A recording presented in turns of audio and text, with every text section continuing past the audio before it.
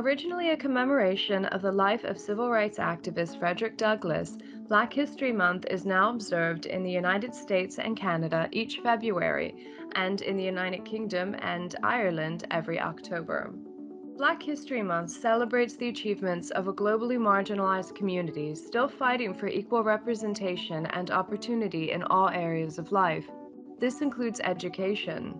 In 1954, the United States Supreme Court ruled separate but equal unconstitutional for American public schools in Brown versus the Board of Education.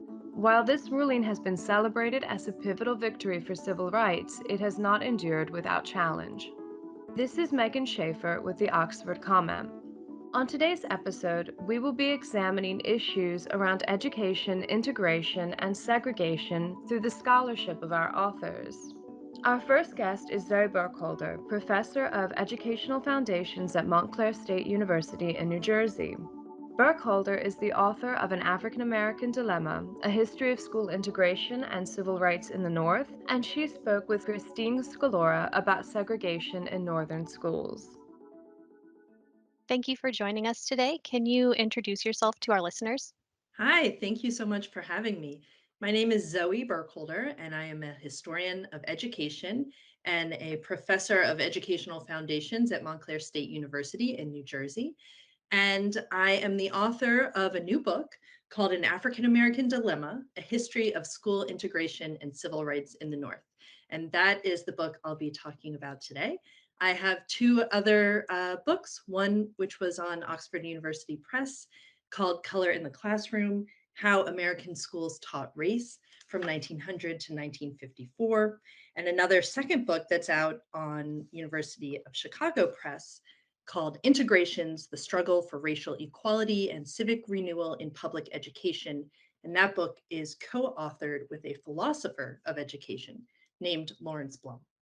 So, speaking about your latest book, how is your study of the history of school integration different from previous histories on the subject? Well, this book really is different.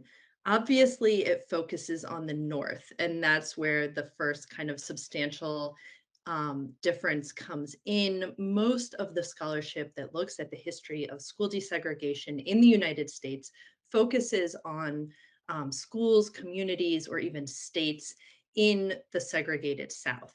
And so we have an enormous amount of scholarship that followed this sometimes really terrible and controversial school desegregation battles that stretched on sometimes for decades in the South, some of which ended up being rather, successful in the end. These schools were desegregated, conditions were improved, families learned to live with or even like the newly desegregated schools. And in some cases, those school systems have since been dismantled and have resegregated since the 1990s. But we know a lot less about the North. And what we do know about the history of school desegregation in the North tends to come from single large cities, places like New York City, Boston, and Chicago feature prominently in the scholarship. And again, these are places with incredibly complex political histories and economic histories that meant that school desegregation battles there were really kind of bizarre and long and sometimes terrible as they were in New York City, again, with limited amounts of success, as in there's still high levels of racial and socioeconomic segregation in those big northern cities. But again, those individual cities are set apart as kind of unique stories, and it's hard to understand the relationship, for example, between New York City and Boston and Chicago, or to try to put those individual stories into a much bigger, broader context. And so that is what I set out to do in this book, is I really set out to kind of change what we know about the history of school desegregation by looking at a bigger geographic area. I wanted to look at the entire North. And I also wanted to look at a larger or kind of longer temporal period by going back to the very beginning of the creation of public schools in this country. And so what I found is in the process of kind of broadening the scope, it becomes apparent that there are different factors and features at work, especially in the North, where racial segregation in the schools was outlawed in the 1880s in most northern communities. So there's a much, much longer period of time in the North where Black educational activists in particular can use school integration as a strategy to advocate for improving public education. And so you find just really different stories. Some of them are connected, some of them are disconnected. And when you put that bigger picture together, new patterns are revealed. And that's kind of the focus of my book, are what we see when we take that bigger, longer view of school integration. So, what does that history that you wrote about reveal about school integration in the North that we didn't know before? Yeah, I think it's almost like the history is being recovered, right? Like it's there, we just didn't quite recognize it or talk about it in certainly in academia. And essentially my finding is this. The major focus of my book is trying to understand how African American communities in the North viewed school integration as a strategy to improve the quality of public education. And what I find is that beginning in the 1840s in New England, school integration is a major component of Black educational activism, as different people are using school integration to fight for better schools. And at the same time, there are also Black educational activists in the North who disagree with school integration as the best strategy to improve public education, and who instead prefer what they refer to as separate schools, which were voluntary, all Black schools staffed with Black teachers that served the needs of Black students in the community as an option for Black families within a legally desegregated system. So it's not as if these Black families were advocating for segregation. They weren't. They were against segregation, but they preferred, for different reasons in different times and places, to maintain the option of a public school that was run essentially by the Black community. And that tension, the tension between school integrationists and school separatists, can be found in the 1840s, and it continues forward through time, through the end of the 19th century into the early 20th century, right up through the modern civil rights era, and through the 1990s into the present period, in different forms. So sometimes these schools are called community controlled schools, and sometimes they're called Afrocentric schools, and sometimes they're just called all Black schools. But the point is, the real essential point to these separate schools is that they have Black faculty and Black administrators, and that they're seen as more nurturing places that can see to the emotional development of Black children and the academic success of Black youth, essentially producing more high school graduates, more people who are able to go on to college, higher levels of academic success for the Black community. So here's these two different strategies. One is integration, the other is separation. It's very difficult to advocate for both at the same time. And what you end up with are these very fierce and sometimes heated debates within Black communities where people agree. These are friends, neighbors, and families. They agree that public education is important. They agree they want to use schools to improve life opportunities for Black families, but they disagree on the strategy about how to make these schools the best possible places. And the final takeaway point, once you recognize that there's this tension between integrationists and separatists, then you can kind of look at, well, one is when and where is one strategy more popular than the other? And this was the really fascinating part, is when you put it into this long framework, this of the long civil rights movement, all of a sudden you see that there's this early period associated with the abolition of slavery and the struggle for emancipation and citizenship, where Black activists strongly support school integration.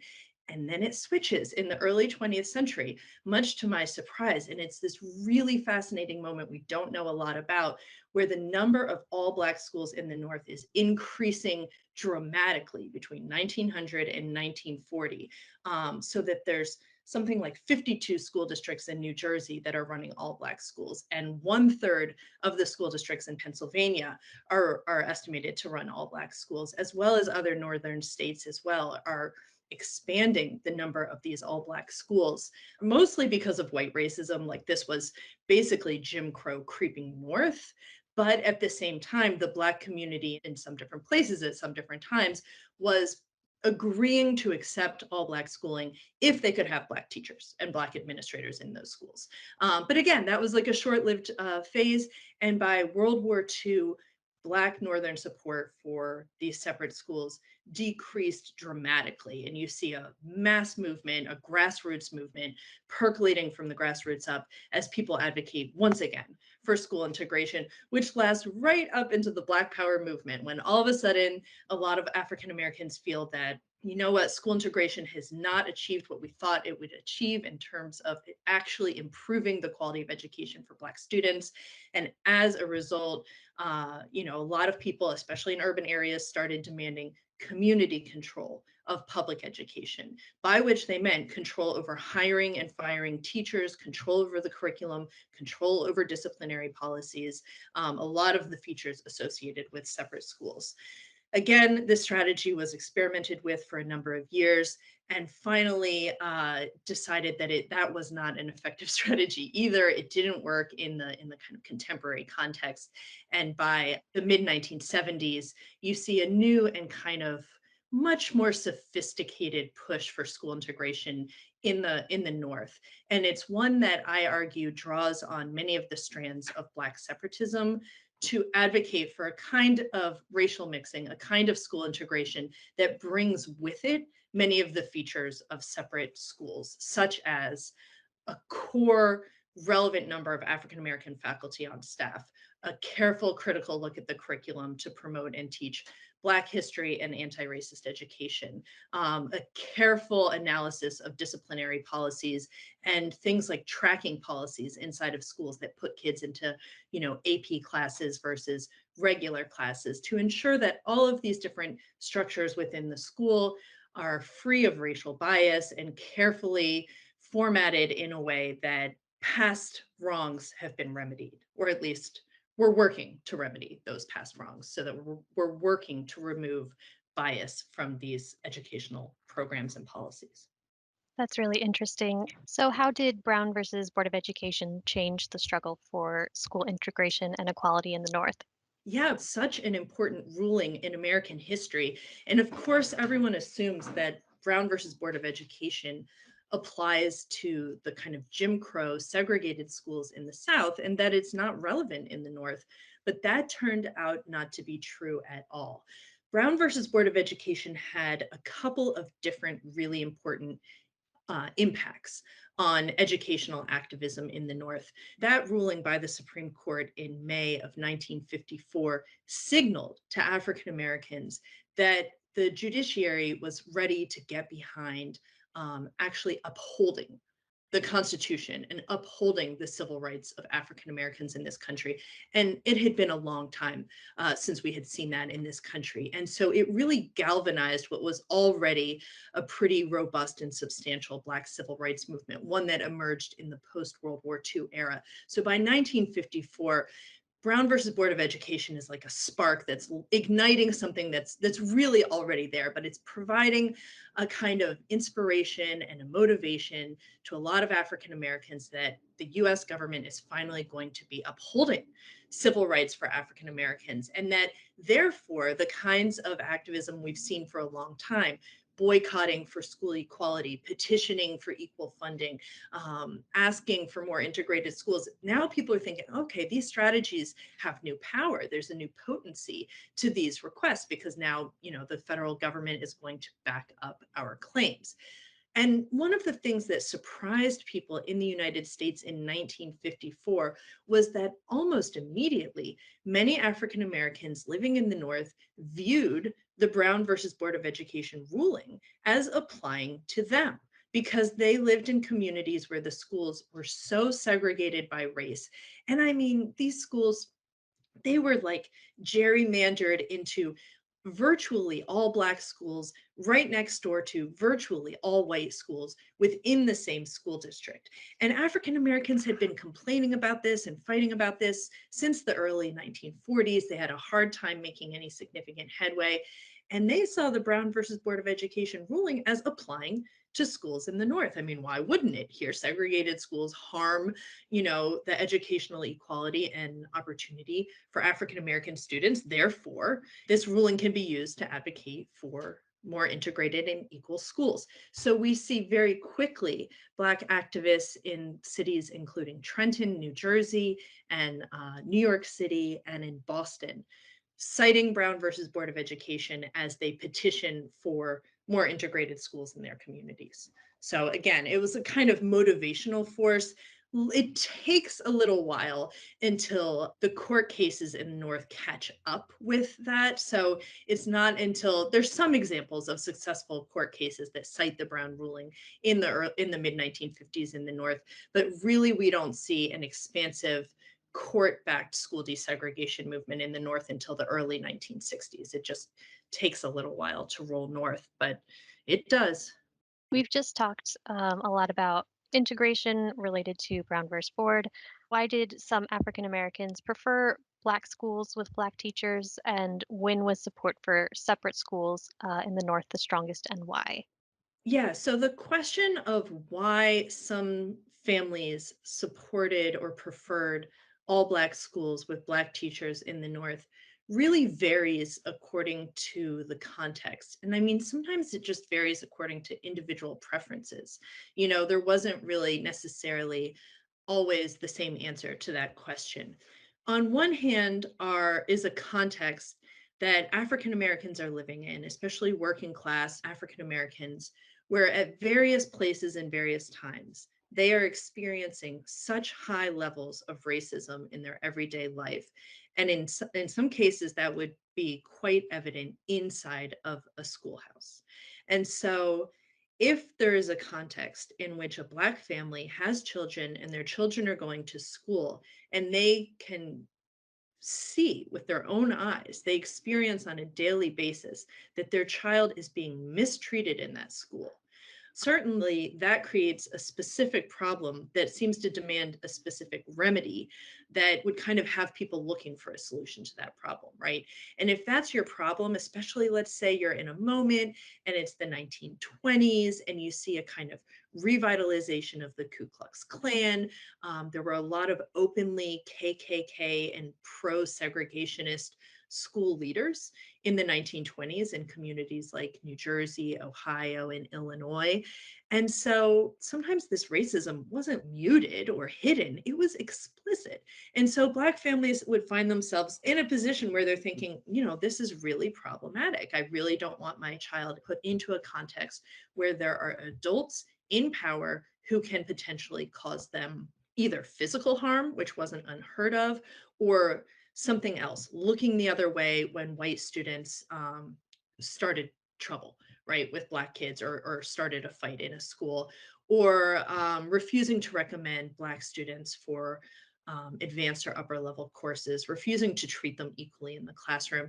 In Newark, New Jersey, and in many communities in the 1940s, it was not uncommon if you had a racially mixed classroom with both white and Black students, that the Black students were required to sit at the back of the classroom and were not permitted to speak in class. And that was the 1940s in Newark. You know what I mean? So the context could just be so varied and so kind of bizarre. So many parents just found themselves in a situation where, like, that was a problem.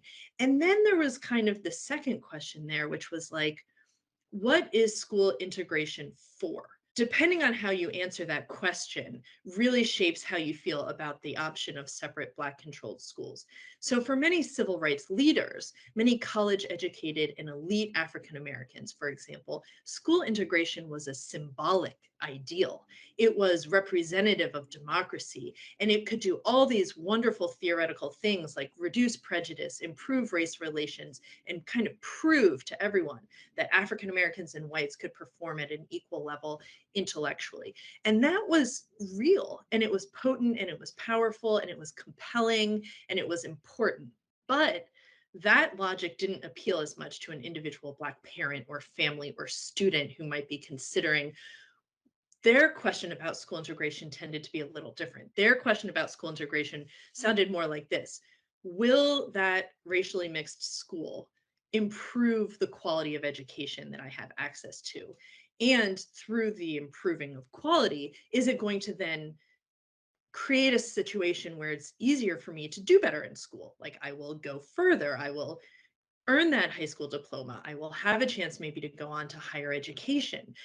So if school integration could deliver on that promise, and sometimes it could, sometimes the difference was, a really kind of low quality 2-room schoolhouse with no plumbing, in the 1940s compared to a modern bricks elementary school with electricity and plumbing. And you could say, like, yes, thank you. I opt for the integrated school, get me out of this separate Black school.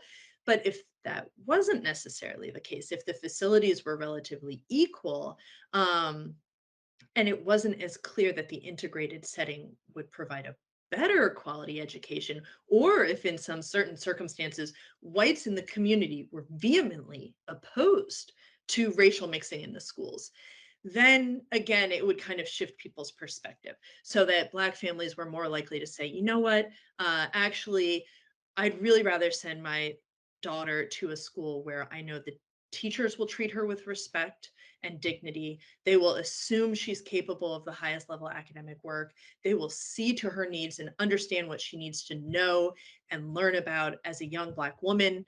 And that's where she's going to do best in school. And there's a lot of firsthand testimony from Black students who attended these all Black schools who kind of had an experience like that. They went to integrated schools for a while and then they ended up in an all Black school with Black teachers, and they actually preferred that, And so there's some really, really interesting stories in the archives that come from the experiences of different students in these very different contexts all over the Northeast. So, you identify an ongoing series of debates within Northern communities over the question of whether school integration or separation would be the best strategy to improve the quality of public schools for Black students. Which approach has been more effective? I think school integration has been a more effective approach. The question is really what kind of school integration, or what do we mean by school integration? I mean, historically, you could find examples, for example, the Little Rock Nine, right? Where like sending 9 Black kids to an all white school counted in 1957 as school integration.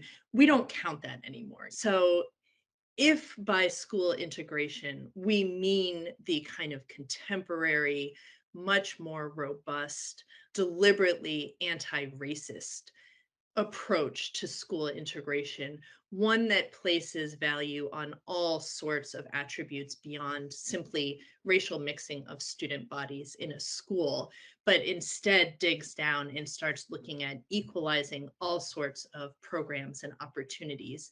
For example, extracurricular activities, to pick just one thing that we don't often think about when we talk about school integration.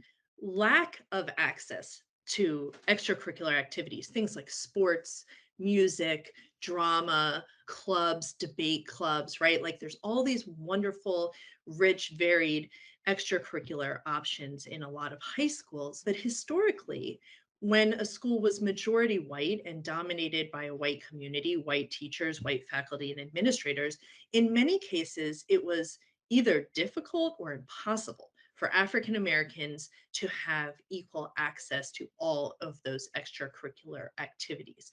You can still see patterns related to that in school extracurriculars in the North.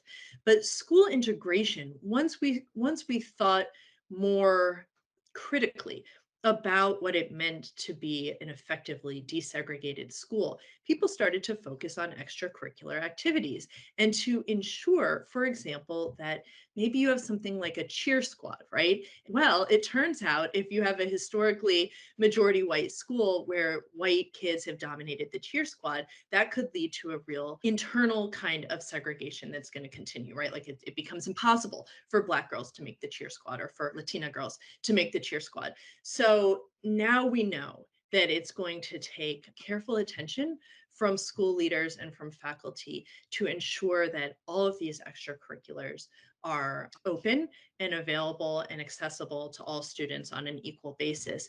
And if they're not, that some attention is being paid to that and that it's viewed as a point of concern that needs to be better understood before it's just dismissed.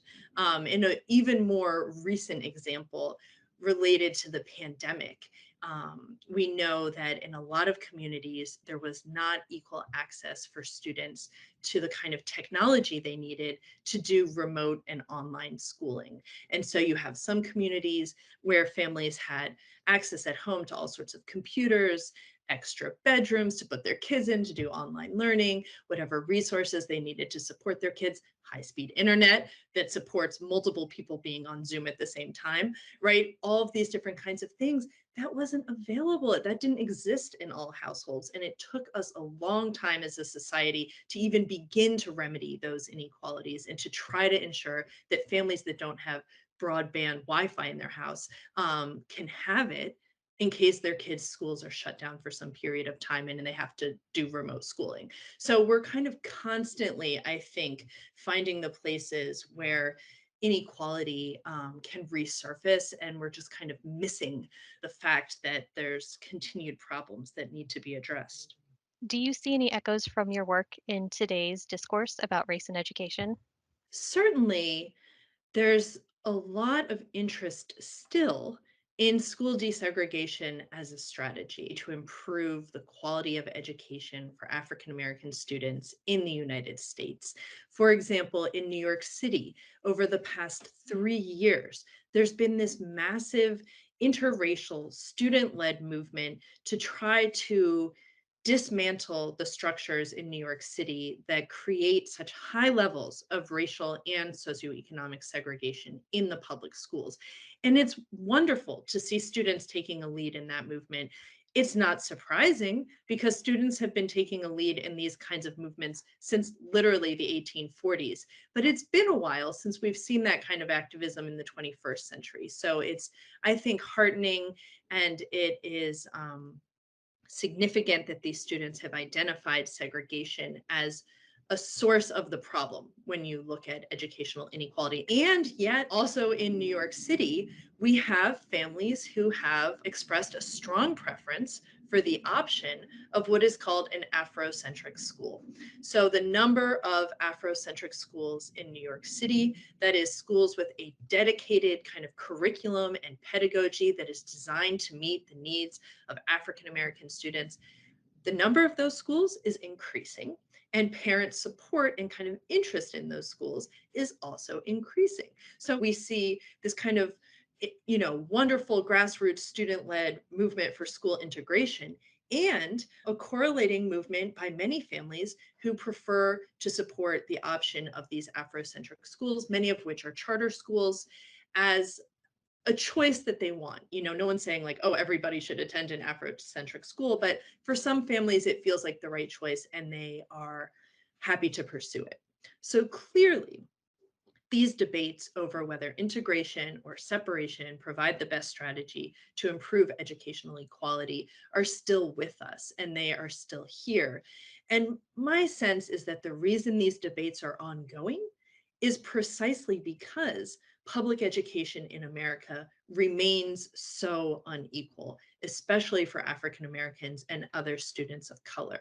So we know that that is just a fact. Our schools remain highly segregated by both race and socioeconomic class, and our schools remain profoundly unequal, no matter how you measure it. You could look at the per pupil funding, you could look at the number of AP and advanced level classes, you could look at the quality, training, and expertise of the teachers in the building, you could look at graduation rates, test scores, college attendance rates, any different kind of set of markers that you look at here, you're going to see um, really disturbing patterns of inequality where you have one school in one community with large numbers of white and middle class kids, where all of those markers of educational attainment are going to be relatively high. And sometimes a mile or two away, sometimes even less, you're going to see another school and it's going to be majority African American and Latinx, much higher percentage of students living below the poverty level, and much lower everything, lower student funding, lower levels of academic achievement as measured by things like graduation rates and college attendance and test scores. And that should disturb all of us, until we see schools in this country fully equalized, until we invest as a society in the funding that it's going to take to equalize public education for everybody. Then these debates, as they are, then this activism in different forms is going to continue from African American communities and from other communities of color that are experiencing this remarkably unequal public education. Wrapping up, what does the history of school desegregation in the North tell us about the civil rights movement? Well, when you look at the history of school desegregation in the North, what you realize is that in the North, public schools have been a major site of Black organizing, political development, and activism at a really grassroots level, like what we mean when we say grassroots. So, a lot of the people that I write about in my book who were taking action to reform their local public school, like it was their elementary school, their middle school, their high school that they went to, or that their kids went to, or that was in their town. And these folks didn't see themselves necessarily as, bold civil rights activists. And in many cases, they weren't so sure how they felt about the national civil rights movement as it existed at that time.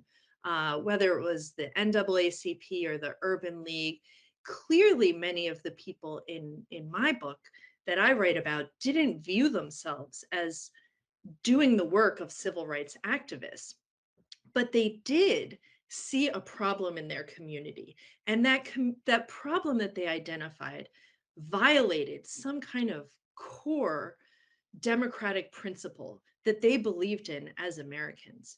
And usually it was illegal discrimination on the basis of race in a public institution, in this case, a school, one that they supported with their tax dollars, one that was just down the road from their house, one that was led in their community by an identifiable group of school leaders, principals, superintendents, school board members.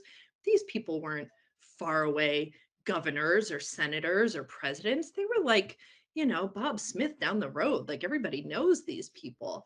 And it made public schools vulnerable to this kind of modest grassroots activism. So you would see things like students participating in a boycott because they wanted something, right? They wanted more school integration. Parents signing petitions to hire a Black teacher at the all Black school. Ministers working together with community leaders, many of whom were mothers, by the way, taking action in the political arena to modify a public good and service in their community. And what you see is, in a lot of cases, what starts in these very small, almost hesitant steps can kind of become something much larger. So people ask for a Black teacher and they're told, no, we don't hire Black teachers in this town. And they get mad, right? And so they go to their neighbors and they say, like, hey, this isn't right. And so now you have neighbors banding together, and they go together and they ask again, and the school district says, no, we're not going to hire a Black teacher. And now people are like, wait a second, this just isn't right. And they start looking around for help. They're going to look to other communities nearby, like, well, what happened in that town? What can we learn from that? How can we take a similar action? And in many cases, especially after 1940, Black Northerners started writing letters to the NAACP. They're writing letters to Thurgood Marshall. They're asking for help with this effort. And the NAACP wrote back. The NAACP was sending representatives, including Thurgood Marshall, into these small communities that you and I have never heard of and couldn't find on a map. They were small towns in Ohio and in Illinois and in New York and in New Jersey and Connecticut and Massachusetts. And representatives from the NAACP are going into these towns and meeting with Black families and giving them some guidance on their legal rights, some strategies that are effective. You know what I mean? And next thing you know, this is the Black civil rights movement in the North. This is the kind of grassroots activism that's going to build together community activism and organizing and build into a much more serious engagement in the political arena. So my point is, if you want to understand the history of the long civil rights movement and the Black civil rights movement in the North, then what you need to do is take a really careful consideration of what is going on in terms of educational activism in public schools. It might be small, but it was significant. And it definitely led to a kind of revolution in Black civil rights organizing, one that continues until this day. This has all been really interesting and informative. Thank you so much for taking the time to chat with us. Thank you so much, Christine. It's been an absolute pleasure to speak with you, and I enjoyed the conversation very much, and I hope people like the book. Our second guest, Nina M. Yancey, holds a doctorate in politics from the University of Oxford, where she was a Rhodes Scholar. She is the author of How the Color Line Bends, The Geography of White Prejudice in Modern America. She spoke with me about the color line and a recent case study from Baton Rouge, Louisiana. Did you want to introduce yourself, Nina? Hi, I'm Nina Yancey, and I am the author of the 2022 OUP book, How the Color Line Bends, The Geography of White Prejudice in Modern America. In your scholarship, you study racial identity alongside place and politics, and in your upcoming book, you examine the color line in modern America. How do you explain the color line to those unfamiliar with the concept?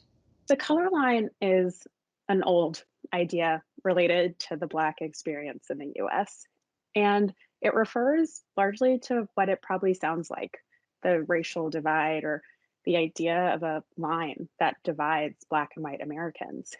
And to reference the definition I use in my book, I draw from sociologist Mary Patillo, who writes that the color line is a metaphor for mechanisms and practices that maintain racial inequality, as well as a more literal description of the many places and systems in which Blacks are on one side and whites are on another of a visible or invisible line. And the reason I like this definition is because it captures the fact that the color line is figurative and very tangible, which is a fit for my interest in both prejudice and place.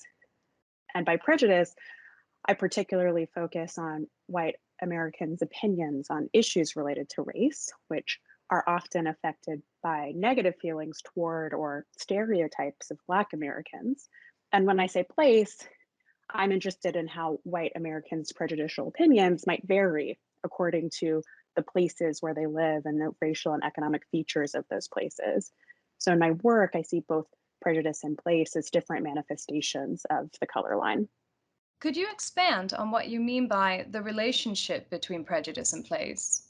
Sure. So, I just talked about prejudice and place as these manifestations of the color line, and I'm interested in how the material color line really influences the metaphorical one. So, how local geography shapes white opinion. And in using the language of the color line, I'm really trying to foreground the reality that the color line marks a power differential between Black and white Americans. So, whether we're talking about disparities in income or wealth or economic opportunity or political representation or voting rights or protection from violence, white Americans on average are in a more powerful position, which is why white Americans on average will feel inclined to defend the color line. And why all of this talk about power matters is that my approach to studying geography and politics generally falls under what's called the racial threat hypothesis, which is a well established body of literature, but one that also I think can sometimes minimize power dynamics. And so the general finding is that as a minority population grows in size, so does the relative threat that minority would present to a nearby majority in terms of competition for economic resources or political power. So, simply put, a larger Black population poses a greater threat to nearby whites, leading to more racially hostile actions and attitudes among the white population. But a key entry point for my book is the question, well, from whose perspective is the Black population threatening? Even the language of racial threat rhetorically positions Black bodies as a source of threat and white viewers as victims, which makes it easy to forget how Black Americans have been construed as threatening in the eyes of white Americans, when white Americans often have the power to decide what is seen and how.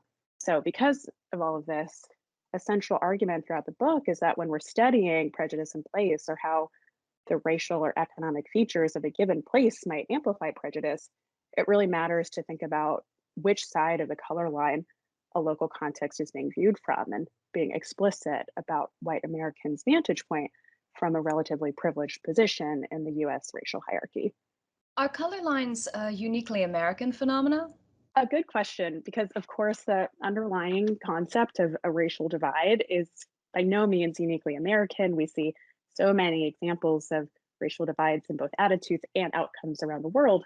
But the term color line does have a very specific history related to the Black experience. Most people probably associate the term with Du Bois writing the problem of the 20th century is the problem of the color line. The term was actually used by Frederick Douglass decades before, but that just shows you the depth of its history in Black American thought. And so this just shows the resonance to the term color line that is hard to separate from Black Americans' history of racial oppression. The concept could travel absolutely to other racial divides, whether in the US or elsewhere. I think it's just important to situate the study of those other divides within the histories and systems of power that created and sustained them. Your book analyzes a proposed city within the state of Louisiana. In 2019, suburban residents living within a previously unincorporated region southeast of Baton Rouge voted to incorporate as a new city, St. George. Supporters of St. George argue that its creation would give residents greater control over the community's taxes and subsequently grant its residents the ability to form a new and improved school district for their children. However, St. George has drawn substantial criticism from opponents who suggest that this is a thinly veiled attempt to further segregate schools. What does your research suggest? It's not my place to conjecture at the intent of the St. George organizers, but to look at their stated goal, which has always been to create a new independent school district in Southeast East Baton Rouge Parish, and Parish is the county unit in Louisiana. And so to look at that goal and think of it in context of its likely impact and also the history that it descends from. And if we do that, then it becomes clear that St. George would create a disproportionately white and wealthy city and school district in a parish that is largely Black and has a very deep history of battles over school segregation. So, to just bring to life the possible impact, the first point is that it would be a sizable city. It would be about 86,000 people, making it the fifth largest city in Louisiana. It also differs from the demographics of the parish as a whole, in that the area is only about 12% Black and has a mean income that's about $30,000 a year higher than the rest of the parish. So you have this sizable place that we know skews towards the white and the more affluent. And the consequences of that would be significant for both the parish school system and for the city of Baton Rouge. So, the school system is projected to lose about 15% of its revenue, thousands of students who would move to St. George schools. And that move would lower the white student population of East Baton Rouge Parish schools from 11% to about 8%. At the same time, as you know, tax dollars that currently flow to the city of Baton Rouge, because there's a joint city parish structure, the unincorporated areas taxes go to the general fund that the city controls. That tax money would also go to the city of St. George, taking revenue away from the city, which is itself majority Black. So just looking at this present day data, you can see why there are obvious racial and class dimensions to the critiques that opponents make of St. George. But it gets even more interesting if you take account of the fact that Baton Rouge is home to one of the longest running desegregation lawsuits in the country. So the lawsuit was brought first by the federal government in 1956, didn't officially end until they reached a settlement in 2003, but some federal oversight remained until around 2007, which is not very long ago. So this is a major part of Baton Rouge's recent history.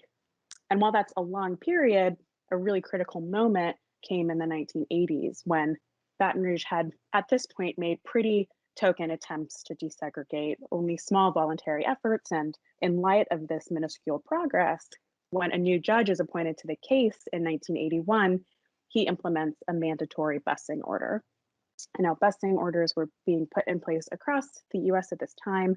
It was not a very popular strategy, but the idea was to achieve a better racial balance in schools by moving white and Black students to schools other than the ones to which they might have been zoned to attend previously, and they would travel by bus. And in the 80s, about 4 in 5 white Americans were opposed to this strategy, this idea of moving children to different schools by bus, even as about 4 in 5 Americans said, well, yes, Black and white children should go to the same schools. So this is not a strategy that's preferred by many. And I should say it was also a strategy that was seen as disruptive in Black communities in Baton Rouge in particular. The number of people who will explain what it meant to not be able to go to the same school that their family had gone to for generations, or how many of the best Black teachers were reassigned to historically white schools. But at the same time, the biggest negative reaction was certainly among white residents of the Baton Rouge area. And what we see is that as these stricter desegregation measures are put in place, there is a flood of white students and white families out of the parish school system. So whereas in 1980, the system was about 60% white, by the time the lawsuit ends in the early 2000s, it is only about 11% white, 81% Black. And this coincides with this time of population shift and geographic shift outside of the school system too, related to the growth of the suburbs, the expansion of highways, migration away from central cities across the country. And so what this leaves us with is a stage set for a movement like St. George with a different concentration of a white and more affluent population in the southeast part of the parish, and a school system that is super majority Black and largely low income. The final piece of context that sets the stage for St. George is that after the lawsuit ends, there's an immediate flurry of activity that sees several parts of the parish school system break away and form independent school districts, primarily done by existing cities in East Baton Rouge Parish who, once the federal oversight is lifted, organized to form their own systems, again, separate from that majority Black low income Baton Rouge Parish school district. So this provides direct inspiration to St. George, and I think just really hammers home the point that the effort descends from a very long and fraught history related to racial desegregation in Baton Rouge schools. So irrespective of intent, it can't be separated from that lineage. 7 years prior, the same supporters of St. George sought to create a new school district, the Southeast Community School District. This proposal failed twice. How was St. George able to succeed where the Southeast Community School District failed? So one point to make is that St. George also failed in its first attempt in 2015, and it was in its second attempt to incorporate in a 2019 vote that it passed. And another important point is that the incorporation is still being held up in courts by a lawsuit brought by the mayor of Baton Rouge and some private citizens on the grounds that it would be such a harmful move to the greater Baton Rouge area. So whether St. George is ultimately successful remains to be seen. But it's still a good question, and it has two parts. One is why the city succeeded versus just creating a school district. It's fair to say that's a roundabout way to get your own school district. And then another question is, well, what did it take for the city and corporation effort to succeed? So on the first part of that, 2 attempts had been made around 2012, 2013 to create the independent school district. And these were attempts that had to get through the state legislature and ultimately failed to fully establish the district and get funding for it. And there was active organizing against the Southeast Community School District at the time because of the same concept, the idea of moving students and resources away from the larger parish school system. But one thing that the organizers say they were told in terms of why they didn't get through was that they weren't a city, whereas the previous independent school districts that left East Baton Rouge schools had been in these handful of small cities, or in one case, a discrete community that had incorporated as a city on the journey to creating its own school district. And so this gives direct inspiration to the organizers to try to incorporate as a city. And that is paired with the fact that Louisiana has flexible rules when it comes to incorporation. Only 25% of voters have to sign a petition to bring it to a vote. So 25% of people who live in a given unincorporated area. And then once the motion is brought to a vote, it only needs a simple majority to pass. St. George also raised the stakes because of the size of the area, and it wasn't an area that had been coherent before, in that most people who lived in Southeast East Baton Rouge Parish would have just told you they lived in Baton Rouge. People couldn't really tell you where the city line was. So this raises some really interesting questions of who gets to decide. Is it the people who live within a given boundary or the people who would be affected by the decision? And that's relevant to the second question of what it ultimately took for the vote to pass once the effort decided incorporation was the route. And so in the first effort, the one that culminated in the 2015 vote, they'd proposed including all of that unincorporated area in the Southeast. And organizers would explicitly emphasize that they proposed including the whole area, and they would often point to one lower income Black community that fell within this unincorporated area in the Southeast. But so after this 2015 effort failed, they then proposed a smaller area. And here, they went away from that strategy, which they again described as trying to avoid a perception of being motivated by race or economics, but they went right to where they knew their support would be strongest. They drew a smaller boundary. The original proposal would have been over 100,000 people. This one is over 80,000 people. It's slightly wider, it's slightly more affluent. And again, because of those relatively lax rules for incorporation, were successful. It was a narrow margin, but they did ultimately win 54% of the vote in 2019. And since then have been on this journey to establishing the incorporation officially and then establishing the district. What is the white perspective, and how does it relate to your analysis of St. George? St. George offers a really interesting case study of cityhood movements and of school desegregation. And I've explored it in some detail here because I know we're exploring in this episode issues related to race and education. But the larger focus of my book is on white public opinion and how it's shaped by local experiences of race and class. This goes back to the color line and the relationship between prejudice and place that we talked about earlier. So, why St. George and Baton Rouge more generally offered a valuable backdrop is that, for one, St. George offered a very high profile issue that brought to the surface reflections about race and class and perceptions of local geography that might not have been accessible otherwise. You could literally see fights over the color line playing out in Baton Rouge. Second, totally by chance, I conducted fieldwork in Baton Rouge in 2016, which happened to coincide with a period of racial unrest following the death of Alton Sterling, a Black man, at the hands of police. And that too brought many reflections to the surface and made it a theoretically rich background for research. And then finally, Baton Rouge has a sizable Black presence. It's a place where residents in general are more aware of and comfortable engaging on race.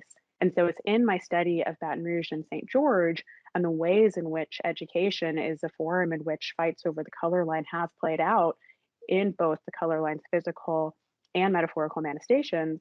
It's in that study that I identify what I call a white perspective. So with all that context in mind, what I did in Baton Rouge was speak to a broad sample of residents, both white and Black, and ranging from fierce supporters of St. George to very strong opponents of St. George. And I conducted research which we call interpretive, focused on people's interpretations of the world. So not just the literal content of conversation, but the subjective world of meaning someone inhabits and might seek to defend, right? Not just what they propose to include in the original incorporation of St. George and including that whole unincorporated area, but what they mean by that, right? What they're trying to achieve by pointing out this particular low income Black community that falls within the boundaries. And so in my analysis, I bring this interpretive lens and I look at my conversations with residents of Baton Rouge. And what I find is surprising similarities in how white residents understand local racialized issues despite being deeply divided over St. George. And I conceptualize the similarity as evidence of a shared lens through which white residents view the world. And that's what I call the white perspective, a shared viewpoint or vantage point on local racial politics, even as there is diversity among individual white viewers. And so to bring that to life, this shared perspective specifically comes out in the form of common discursive practices or collections of themes that come out when talking to people. And within each collection of themes, what would happen is people would say different things. That's why it's a collection of themes. People would express different opinions on the St. George movement's motivations or its impact, different thoughts about education and schools and what's right.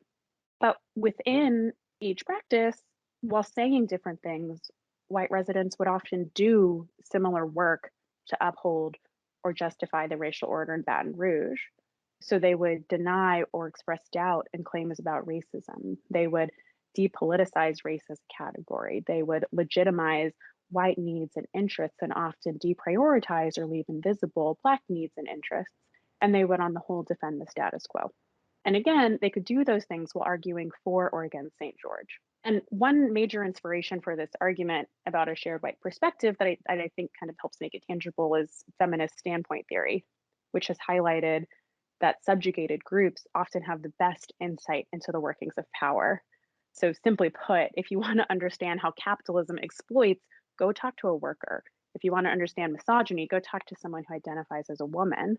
And looking at it from the other direction, there will be inevitable limitations to what someone in a dominant position will see from their perspective. And if we bring that back to Baton Rouge, in the process of engaging in similar discursive practices, white residents collectively would often make little mention of the possibility that theirs was only one of many experiences of the racial divide in Baton Rouge, and suggest a lack of awareness of how their whiteness might limit their perspective. And that starkly contrasts with the Black residents I encountered who are acutely aware that theirs is only one of many experiences of race in the area. And so that's the basic point here. It's not about who's a good or bad person. It's not, in this case, about being racist or non racist. It's the point that no vision is neutral. Everything is seen from somewhere. And this becomes abundantly clear in my study of opinion on St. George and Baton Rouge. It becomes clear in a study of this contentious case involving race and education. And it's with this insight in hand that I go back to the study of racial threat, and that I go back to the question of geography and racial politics, research that's typically conducted using survey data and looking across multiple settings, which is what I do later in the book. And I come back to that and I ask, okay, based on what we've learned in Baton Rouge in the case of St. George, how does that change our understanding of how white viewers in other contexts or thinking about other topics might also produce attitudes that are influenced by a whiteness of perspective and a racialized experiences of their local surroundings? In conclusion, what is the threat of the Black middle class? The threat of the Black middle class is a concept I explore in one of the quantitative applications that the book offers of my findings in Baton Rouge. And here is an example of, revisiting the relationship between prejudice and place and asking what changes if we're explicit about the subjective racial lens through which many white Americans will view the world. And so I move here from the issue of education to a different one, and I explore the possible threat white viewers might see in the Black middle class, which is a population different from that which is most commonly considered as threatening. Low income Black populations have most typically been stigmatized in relation to things like poverty and violence. So in chapter 5 of my book, I explore white opinion in US metros. So again, here looking at places beyond just Baton Rouge. And I use a data set that spans the 2007 through 2009 recession. And what I find is that white perceptions of a rising Black middle class lead to greater opposition to affirmative action in employment. And to break that down, it's the perception that Black people are catching up to white people, measured as seeing Black people as getting richer and white people as poorer. That perception leads to greater opposition to a policy area like affirmative action, which explicitly seeks to advance Black status. And there are two reasons why the white perspective, as I explore it related to St. George, is relevant. The first is that I show the subjectivity of white survey respondents' perceptions in showing that they were most likely to perceive a rising Black middle class in places that were hardest hit by the recession. So I pair survey data with census data and with local economic data and show that it's where unemployment rose the most that white people were most likely to think Black people were getting richer and white people were getting poorer. And this happens even as we know that's not what was really going on. Unemployment was already higher and increased more for Black communities. And so this is a subjective perception at a time of local economic stress. And it goes on to predict lower support for affirmative action. So even if you just think richer Black Americans don't need affirmative action as much, it's still the case that a white resident is likely to be perceiving a richer Black population on subjective or erroneous grounds. And then the second reason my findings in Baton Rouge and around the white perspective are relevant is that this threat response, this effect related to the threat of the Black middle class, holds across the spectrum of white racial attitudes, meaning that it holds even when controlling for whether a white survey respondent has more racially tolerant or more racially hostile attitudes, similar to seeing similarities among white residents of Baton Rouge who were both opposed to and supportive of St. George. And it supports the idea of a viewpoint that is conditioned by white Americans' shared place at the top of a racial hierarchy and a shared interest in defending that place. And so ultimately, this is interesting because we often think of the Black middle class as most likely to be perceived positively by white viewers, at least compared to lower income Black communities. But here we see the Black middle class and the white gaze also being construed as threatening, particularly fueled by subjective and racialized experiences of a white individual's geographic context. Thank you so much for your time, Nina. Absolutely. Thank you so much for having me. We want to thank our guest, Zoë Burkholder, author of An African American Dilemma, and Nina M. Yancey, author of How the Color Line Bends, for joining us on today's episode. Please check out our show notes on the OUP blog for an excerpt from our guest publications, along with a suggested reading list that provides even more context for understanding the prevailing themes of integration and segregation in education. New episodes of the Oxford Comment will premiere on the last Tuesday of each month. Be sure to follow OUP Academic on Facebook, Twitter, SoundCloud, and YouTube to stay up to date on upcoming podcast episodes. While you're at it, please do subscribe to the Oxford Comment wherever you regularly listen to podcasts. Lastly, we want to thank the crew of the Oxford Comment for their assistance on today's episode. Episode 69 was produced by Stephen Filippi, Christine Scalora, and me, Megan Schaefer. Thank you for listening.